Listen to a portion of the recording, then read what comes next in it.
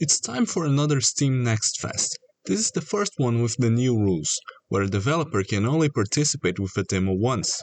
So developers are being more careful with the demos they are putting out. This meant that the demos that were available were actual game demos, not some glorified tech demo or a shameless asset flip. So overall the quality of the demos rised, but personally this next fest felt like the weakest one yet. None of the demos I played were bad, but there were very few that I liked. So let's talk about those. Engard is an action game inspired by Zorro, where you'll be fencing your way through a bunch of guards. The combat has a shield system where you first have to break the enemy's shield before being able to do heavy damage to them. It can be done through regular combat, but the best way to do it is by using objects in the environment like boxes, barrels, buckets and more. It also has some funny dialogues and interactions, which is expected from a game inspired by Zorro. The only downsides were that movement felt a bit stiff and the auto-targeting system being too slow to change targets. I had a few moments where I wanted to attack an enemy that was closer, but had to wait for the system to lock off of whatever other enemy it was focusing on. Overall the game felt good, it just needs a little more polishing on the movement and targeting. I talked about Battle Shapers in a previous video. It is a roguelike FPS game with heavy Mega Man inspirations. I tend to not care much about roguelikes, but Battle Shapers managed to grab me.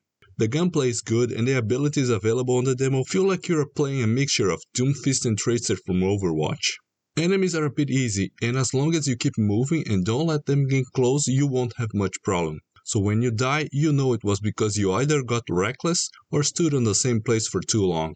The game doesn't explain much its mechanics, so the first 2-3 runs might feel weird, but after you understand the systems it gets way better. The only problem I noticed was performance. Even on low settings I noticed that it was having frame drops. It was the only demo where I had this kind of issue.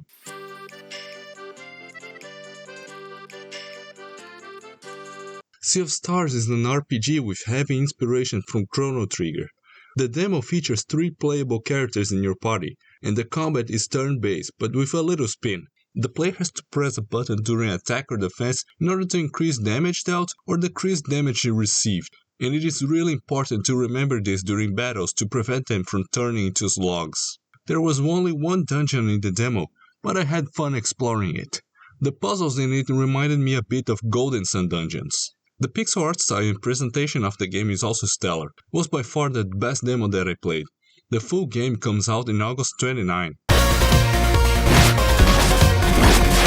Lords of Exile is a classic Castlevania clone in 8-bit style. The only differences are that instead of a whip you wield a sword. It is not as punishing as the NES Castlevania games. There is not much else to talk about it besides that. If you love classic Castlevanias, you will like Lords of Exile. These were the demos that stood out for me. As I said in the beginning, there was nothing really bad in what was available to play this time.